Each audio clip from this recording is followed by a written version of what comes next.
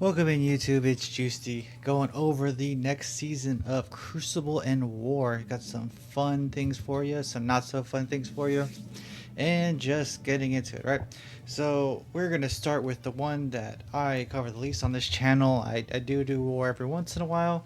Haven't had time. I usually prioritize CC because most of y'all come here for CC content. So I'm going to start with War just to get that out of the way. There's some interesting shakeups for War. In particular, if you read here, it says that they are reducing the defensive rooms down to 8. I have not heard back yet if they are going to reduce the opening attacks to 8, but at least it's dropping down to 10 from 10 to 8. I think the goal is just to reduce the amount of screen time that we're playing. The global rule is all about absolute A force. Not shocker, not surprise. They gave at least so basically, when they're on defense, right, they're designed to be on defense. Now they're going to apply an offense down and a bleed, uh, you know. And then on turn, astral enemies with immunity have offense up. So that is really strong. And then they're giving some points to Orcus. I don't think that's going to be enough to change them at all. I think they're going to get still rolled by Illuminati. They're still going to get rolled by a couple of their teams. Night Stalkers, right? So Night Stalkers doesn't need to be on defense anymore. So you're going to see them on offense countering the Orcus team a lot. Medway gives... So the other thing, right? So usually they have a flavor text, right? Everything... they have the general text for medbay, armory, all that, and then the kind of highlighted thing right this time is going to be tech allies. So your Kang, all that stuff there. So think about your little tech enemies. So like armory, right? So you're going to get 20% stats on the team, and then 20% extra stats on your tech allies. Again, designed for absolute A force, especially your older tunes, but Orcus. This will help them out too. I said Kang would probably be good on defense this season. If you've been running what's it called, Cabal with Iron Patriot, it's gonna hit a little harder. That's Anyway, there's more tech teams. I'm not gonna think of all right now. That's what first comes to mind on mine is just you know it's nothing new. The only thing interesting about this really is that they're dropping it from 10 to 8, which I think is great. But I think competitive players, because I know if this was Crucible, and they went from 6 to 4 teams, I'd be angry. So I imagine that a lot of the War players are not going to be very happy with this change. Just throwing that out there as my thoughts, right? Anything other than that is just if you get absolute A force, put them on defense. We're going to see them shift the meta a lot, and then I think a lot of the other stuff will just shift. And I think the shrinking down of teams is going to be a lot. So like your infestation team is going to lose a lot of value because they're not, a lot of your 7th, 8th, and ninth teams are really going to be taxed on value. So keep that in mind in War. That a lot of those teams are going to lose a lot of value almost overnight because you're losing 2 rooms. And as I said, I think they need to add more rooms to certain things like Crucible. I definitely think they need to add 2 more rooms, make it exactly 8. I think it'd make this a lot better because they're going to run into this when I'm theory crafting. I've just been looking at this. So getting into it. For Crucible Season 12, we have a vote on basically who's going to be or what's going to be the next room. Symbiote Satisfaction came up as the winner, so not this next week after the trial ends they're going to revert to this new rules. So let's get into them. So future team is going to be featured, and basically when they assist they get safeguard. Can't tell you much more about the team. I don't even know what the team is. Number 1, invulnerable. Raiders and skirmishers. All right, if they drop below, they do 200% extra damage if they're below 50% health. The person that screams the most to me is going to be Endgame Thanos. Make him a raider, put him in this room. You push him below 50, he kills you. That's my thought. There's other tunes that can work really well in here. I think your Illuminati will fit very well in here as well, but we'll see another room where they might just break the game. Room 2, when you use an ultimate ability, the enemy team gets energy. Interesting.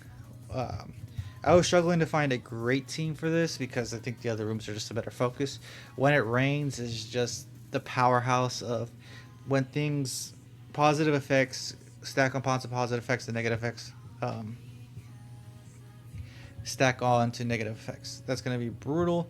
This is the one that breaks the game all the time. I don't really love this room, not because it's difficult, but because it like literally can cause the game to lag up and lock up and not let you force a timeout. When Spider Society was in this room, they were forcing timeouts. Now, granted, Spider Society is not as strong anymore. They probably wouldn't handle this room very well, but just an example of that. We'll get into what I think is going to go in that room, but just yeah, should cause all those positive effects to just keep ramping up and ramping up. Even if they did max to 3, last time I didn't stop it, made it annoying. Room 4, temporal shielding. Biotech characters. This is absolute A-Force, so they're forcing you to, if you're serious about Crucible, absolute A-Force is going to be designed for this room because their entire team is bio and tech, exception of Hori, who I think is the only mystic. But there's 2 bios, 2 techs, and then 1 mystic, which is Kaori. So, you know, when they basic, they get speed up. When they have speed up, they get barrier. Pretty cool. This part right here probably helps out other teams on offense more than defense. That's something else that I worry about, is that a lot of this stuff will help out offensive teams and defensive teams. Duck and weave on dodge, gain offense up, and then on successful gain defense up. Spider Society. I mean, let's just be real. City characters. I mean, you got, if S6 spawned with dodges, that'd be nice, but we're keeping S6 on offense because of what we have on defense. Hero symbiote characters. There's not any good hero symbiote characters. Hivebind's got the best, and they're not that great. When they drop below 50% health, they're just going to flip all the negatives to positives, and then positive to negatives. So, it warp worlds at the end. Don't love this, but we'll see if they bring any more symbiotes next patch, but I don't think they are, because this was just a voted on room. I'm kind of ignoring this room as just a blank room, as you'll see. So it's kind of the 6 rooms. So we're going to get into what I think, or my initial thought is, obviously it's going to change over time. Of course, as I stop and think about it, oops. There we go, and then here we go. All right, so what I'm thinking for round week 1, and again, this is going to change, so make sure to look at my video probably the night before the season starts, when I actually stop and think about this more, and I find out digest more, and rearrange who I have, and then I'm also going to have to fill in for room 4 because I'm not going to have this team yet. I don't even have Kaori unlocked. Probably will by next week. I quarter 6 times, got like 65 shards or so. Probably unlock her then. But I'm using the test server to make this easier because I didn't want to readjust my defenses and then move them back. So room 1, we're gonna do the good old faithful Dorm, Sus, Annihilators. Make them all raiders. It's they pop off, right? If you trigger Sus and he's below a threshold, and he goes boom, you're dead. Gore can kill you. Thanos can kill you. Just a great comp to put in this room. It's going to be really annoying to deal with on the first one shot because of that. Room 2, I'm just putting Extreme in here. Extreme's on its last leg out for my guessing, unless they bring out more X-Men, which who knows. But you know, there's been rumors, but again, I don't know the teams. But for now, I think this team is just going to be okay. Fauna falling off, but it's still a strong defensive team. Still going to pull what you needed to pull. So we're going to make that room 2. Room 3, we're going to do Illuminati BK Odin, because this is a nightmare team and it needs a big response to beat it. And this room is going to, the warp world and all the buffs and all the crazy stuff, it's going to cause a lot of problems. You can get stuck behind the Black Knight forever and not be able to ever get through him. You can get stuck with too many debuffs and just they extend upon extend. Room 4, again, I'm just going to put absolute A-Force here. Maybe I'll throw Astral here, with Astral with Dorm, or Astral with Pre-Taunt for room 4 for next week. I don't like this team, or I don't like this room until this team comes out.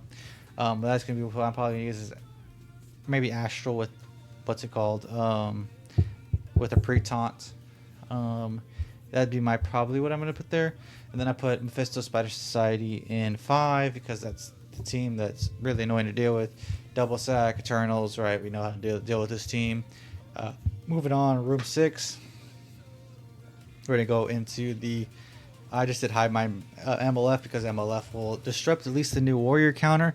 You still can get ahead of this team with a bunch of other combos and kill it, but at least MLF will slow down the new warriors from the one shot.